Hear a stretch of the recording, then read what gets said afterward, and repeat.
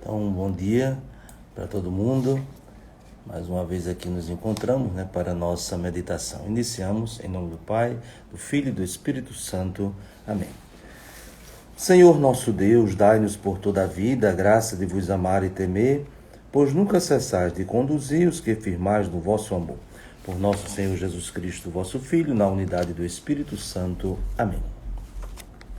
Então, hoje, para a nossa meditação, o Evangelho de São Mateus, capítulo 8, do 1º ao 4º versículos. Estamos iniciando, podemos assim dizer, uma nova sessão, um novo bloco desse texto de São Mateus, muito bem organizado, e que nos dá algumas indicações da mudança de uma parte para outra. São Mateus inicia o capítulo 8 dizendo, tendo Jesus descido do monte. Então, isso é para lembrar, em primeiro lugar, a passagem de uma circunstância para outra, mas também lembrando que tudo aquilo que Jesus realizou no monte, porque nós, na semana passada, alguns dias, nós temos refletido sobre trechos importantes do que geralmente é chamado o Sermão da Montanha, que começou no capítulo 5 com as bem-aventuranças e terminou no capítulo 7 com algumas pérolas, como assim dizemos, dos ensinamentos de Jesus.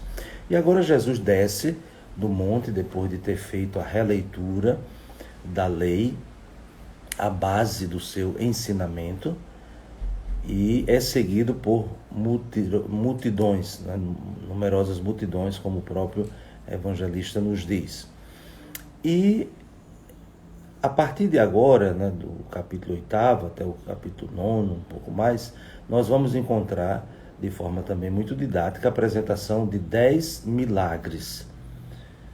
Esse número 10, que nós sabemos que é um número significativo, que nos recorda os 10 mandamentos, justamente aquilo que Jesus fez na parte anterior, a releitura dos mandamentos, dando a eles, de fato, a compreensão autêntica, genuína. E agora, depois desse ensinamento, nós vamos ver ações de Jesus. Então, o evangelista reuniu justamente 10 milagres, iniciando por este da cura do leproso. E é muito interessante que nós iniciemos este bloco dos 10 milagres com uma situação onde a lei está muito presente, toda aquela série de prescrições em relação à pessoa que era constatada que tinha a doença da lepra. Então, aqui nós temos, naturalmente, uma introdução a este bloco chamado de Jesus agora na planície, Estava ali no monte e agora Jesus está fazendo com que aquele seu ensinamento, aquela sua primeira parte, do Sermão da Montanha, pudesse agora se desenvolver e se aplicar concretamente nos seus 10 milagres. Pois bem, então o São Mateus faz uma descrição desse milagre, porém nós gostaríamos de chamar a atenção para a conclusão.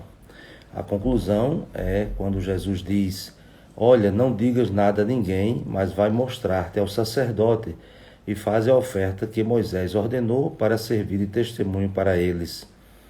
Então nós temos aqui uma ordem de Jesus para que o curado não diga nada a ninguém. Geralmente, esta ordem de Jesus, ela é formulada como o segredo messiânico. Então, Jesus que dá a ordem de não dizer nada a ninguém, e, portanto, isso depois começou a ser chamado de segredo messiânico, muito presente já no Evangelho de São Marcos, mas também nos outros sinóticos, essa ordem de Jesus de não dizer a ninguém aquilo que foi feito, o milagre que foi realizado. E muitas hipóteses já foram levantadas para responder a essa questão. Por que esse segredo messiânico? Por que esse silêncio imposto por Jesus? Nós gostaríamos aqui apenas de destacar, dentre tantas possibilidades de compreender, uma que nos parece mais condizente. Nós sabemos que havia muitas expectativas em relação ao Messias. Então, muitos grupos, e cada grupo com a sua respectiva expectativa. Então, o Messias que seria o rei, o Messias que seria um sacerdote, o Messias que seria um revolucionário, um Messias que seria um político, que iria organizar o povo como uma espécie de uma revolução e assim por diante. E Jesus não se identifica com nenhuma dessas expectativas. Jesus é o Messias, o Filho de Deus, e tem uma missão e uma identidade bastante diferentes de tudo aquilo que se esperava. Claro que, por exemplo, João Batista, que é o precursor do Messias, anuncia a chegada do Messias como o momento da realização das promessas de Deus. E, de fato, Jesus realiza as promessas do Antigo Testamento. Porém, mesmo assim, está para além de qualquer expectativa, de qualquer que seja desses grupos do tempo de Jesus. Então, o segredo messiânico teria qual finalidade? Evitar que as pessoas chegassem a conclusões precipitadas. Então, a partir do milagre, então identificar Jesus como um curandeiro. A partir de um exorcismo, identificar Jesus como um personagem apocalíptico e assim por diante.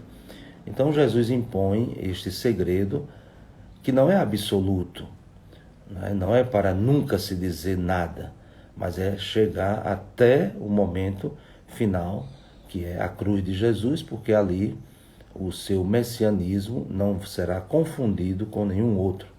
Então aqui nós temos a nossa hipótese, claro, sem descartar outras possibilidades, naturalmente se complementam, mas aquela que, como já dissemos, é mais condizente com essa perspectiva do segmento de Jesus, é que não se pode ter uma imagem de Jesus, uma compreensão de Jesus e da sua missão, se não fizermos o caminho dele, que é o caminho da cruz.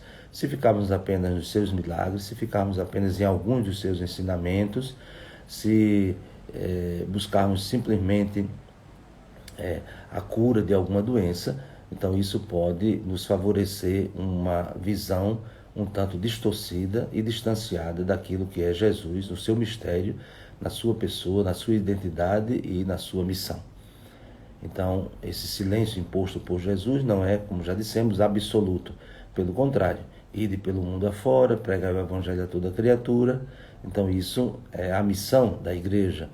Mas quando? Quando Jesus passou pela morte e a ressurreição.